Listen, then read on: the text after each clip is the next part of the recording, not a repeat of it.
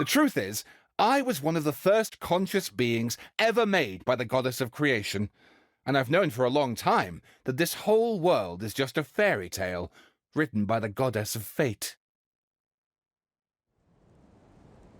I know they say that fairy tales are just made up for kids to read, but I refuse to believe that fairy tales are just fictional stories and nothing more.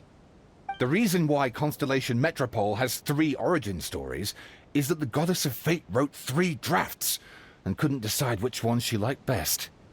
Then her cat trod all over them, and they all got crumpled together, so the 3 worlds just sort of folded into one. The goddess of fate was torn between them anyway, since she couldn't decide which ending was best for the dragon or the kids. So when she saw what the cat had done, she simply decided to go with all 3. Who'd have thought? But what does any of this have to do with what you did? You're not a fictional character, so you couldn't hope to understand my sorrow. Honestly, I don't think there's anyone in all of Simulanka who would understand. Every day that I experience, every interaction I have with another person, is it really all just a work of fiction? The only reason the 3 great clans wanted to find out the truth was for the pointless task of electing the supreme clan. I thought that once they'd learned the truth, it might make them curious enough to investigate further. But as it turned out, they just accepted it and carried on living the same old lives. I have to motivate them to keep looking for answers now that they think they've learned the truth. I have to make them uncomfortable with the superficial explanation that they took at face value. And I have to figure out, once and for all, while you real people from the outside world are still here, are we real? Aww. That's my full confession. Time for you to take me back.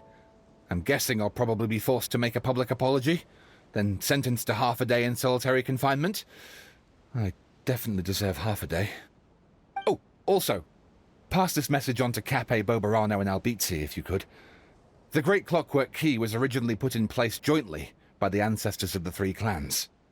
If the 3 of them had any ability to cooperate whatsoever, they'd have been able to remove it by themselves. Over all these years, not once have they ever tried removing it together. Oh, my poor child. There's one thing you've been mistaken about this whole time. Ah! Whose voice is that? Detective? Was that you? Your voice acting's actually pretty good. The reason fairy tales are suitable for children is that they help them to understand the world. Fairy tales may be works of fiction, but at their heart lies an internal logic that is undoubtedly real-world truth in a condensed form. Perhaps they simplify good and evil, and perhaps they hide the darkness in metaphors. But let there be no doubt. The world within fairy tales is as real as can be. And by extension, you and your compatriots are also real. Goddess! Is it really you? The line that separates footnotes from narrative can never be crossed. Never the two shall meet. This is why you have never heard my voice before. But now you wish to break free from the story, and there's a cat nearby, so you can hear my echo. Necromora! Just your echo?